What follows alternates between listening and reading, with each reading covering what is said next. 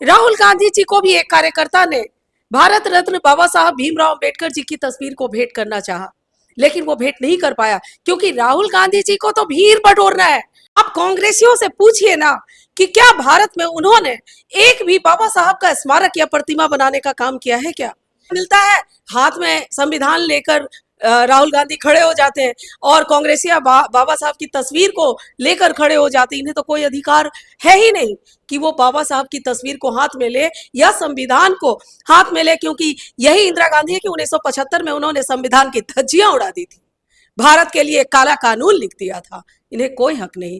बिहार में एसआईआर को लेकर जिस तरीके से इंडिया गठबंधन जो है वोट अधिकार यात्रा कर रही है, और आज जिस तरीके से राहुल गांधी की एक वीडियो काफी वायरल हो रहा है जिसमें दिखाया जा रहा है कि बाबा साहब भीमराव अंबेडकर की तस्वीर को वो लेने से, हालांकि वो ध्यान नहीं दे पाए और तस्वीर को नहीं ले पाए, उसको खास तौर पे अगर देखा जाए तो बीजेपी इसको मुद्दा बना रही है। हालांकि पहले भी लालू प्रसाद यादव जिस तरीके से उनके पैर के सामने बाबा साहब भीमराव अंबेडकर की तस्वीर रखी गई थी और फोटो काफी वायरल हुआ, तो इस पे काफी घमासान मचा हुआ है। हालांकि विपक्ष भी इस पे काफी आरोप लगाता है। मंत्री अमित शाह ने जिस तरीके से राज्यसभा में कहा था कि बाबा साहब अम्बेडकर के जिस तरीके से नाम लिया जाता है, बार बार जपा जाता है, अगर इतना नाम भगवान का लिया गया होता तो स्वर्ग में होते।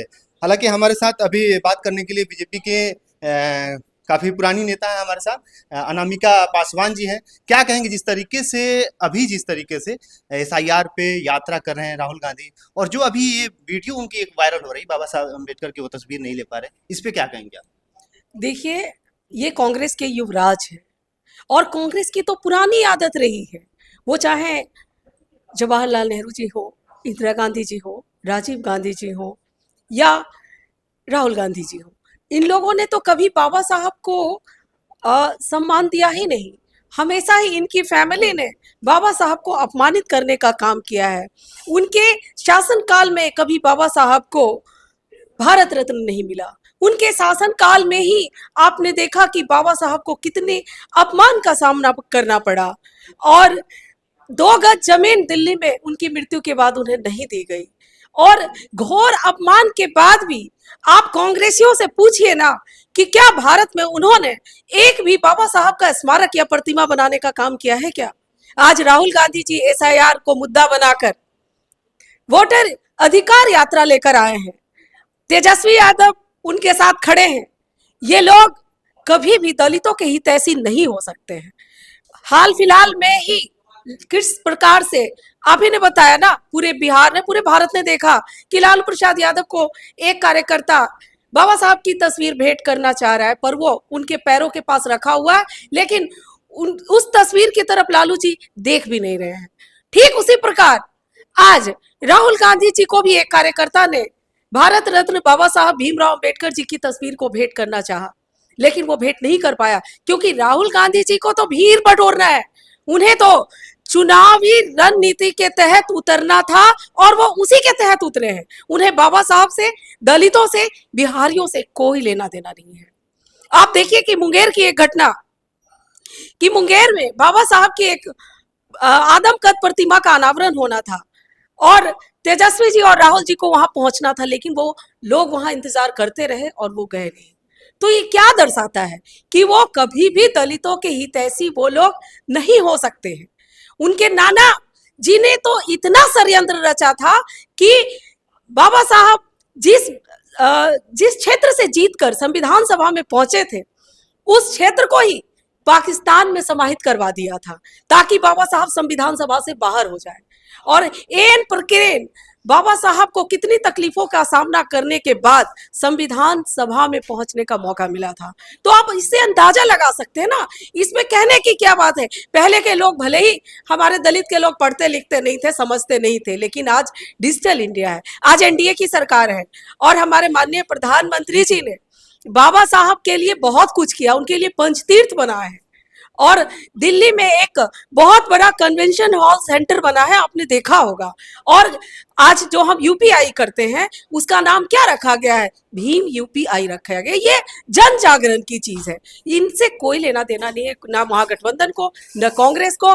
और ये किस वोटर अधिकार की बात करते हैं?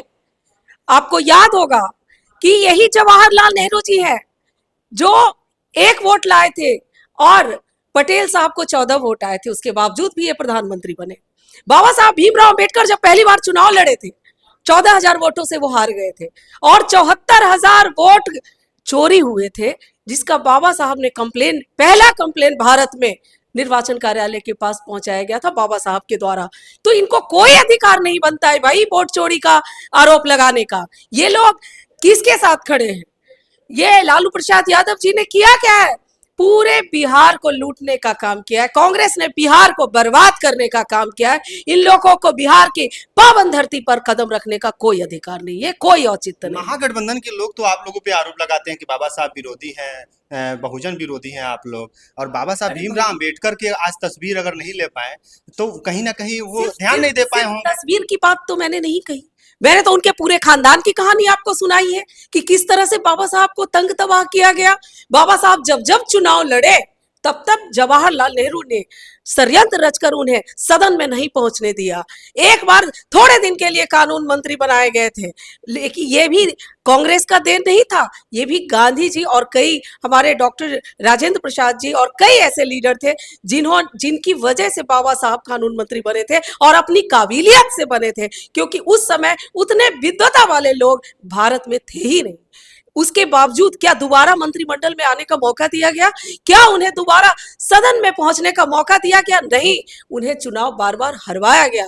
और आप याद कीजिए कि जिस समय आरक्षण की जब आरक्षण की बात उठती थी, यही जवाहरलाल नेहरू जी कहने वाले हैं 1961 में सारे भारत के मुख्यमंत्रियों को चिट्ठी लिखकर कहा था कि नो प्रमोशन ऑफ इडियट्स। यही राजीव गांधी है जो कहने वाले हैं कि अगर प्रमोशन मिलता है, आरक्षण में प्रमोशन मिलता है, तो वो हमारे भारत को दोहरी नीति के तहत ले जाएगा, वो हमारे भारत को बर्बाद करने का काम करेगा। तो आप बताइए ना, ये लोग मंडल कमीशन का विरोध करते, तो बताइए ना, इनके पास बहुत सारी बातें हैं लेकिन इनके पास कहने के लिए कुछ नहीं है।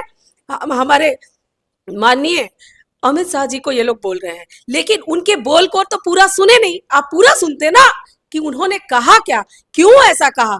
ये जब भी इन्हें मौका मिलता है हाथ में संविधान लेकर राहुल गांधी खड़े हो जाते हैं और कांग्रेसिया बाबा साहब की तस्वीर को लेकर खड़े हो जाते हैं। इन्हें तो कोई अधिकार है ही नहीं कि वो बाबा साहब की तस्वीर को हाथ में ले या संविधान को हाथ में ले, क्योंकि यही इंदिरा गांधी है कि 1975 में उन्होंने संविधान की धज्जियां उड़ा दी थी, भारत के लिए काला कानून लिख दिया था। इन्हें कोई हक नहीं संविधान के बारे में बात करने का, बाबा साहब भीमराव अंबेडकर के बारे में बात करने का, इन्हें कोई अधिकार नहीं। बिहार के स्वास्थ्य मंत्री मंगल पांडे जिस तरीके से कहते हैं कि 90 को याद दिलाते हैं लोगों को कि 90 में जंगल राज था, 5 बजे के बाद बाहर निकलने में डर लगता था घर से, और जिस तरीके से अभी हाल फिलहाल 2-3 दिन पहले पटना में ही उनको घेर लिया गया था और जिस तरीके से वहां से उनको भागना पड़ा, इस तरह सरकार बिहार में भी है, केंद्र में भी है, तो फिर ये ऐसा क्यों हो गया उनके साथ? देखिए, मैं बताती हूँ, जब भी भीड़ होती है मैं समझती हूँ इन बातों को, क्योंकि हम लोगों ने भी इसको देखा है, कभी हम लोगों ने भी इसको किया है। जब एक आम कार्यकर्ता होता है और कहीं मोहल्ले में घटना घटती है, अब 2 बच्चे की मौत हुई, अब ये जांच का विषय था कि उनकी मौत क्यों हुई, और उसके लिए कुछ विरोधी दल के ही लोग प्रोटेस्ट कर रहे थे और हमारे मंत्री जी की गाड़ी वहां से क्रॉस कर रही थी। वो वहां गए नहीं थे, वो जानते नहीं थे कि रोड जाम है, और इस तरह से पथराव करना ये तो बिल्कुल गलत है ना।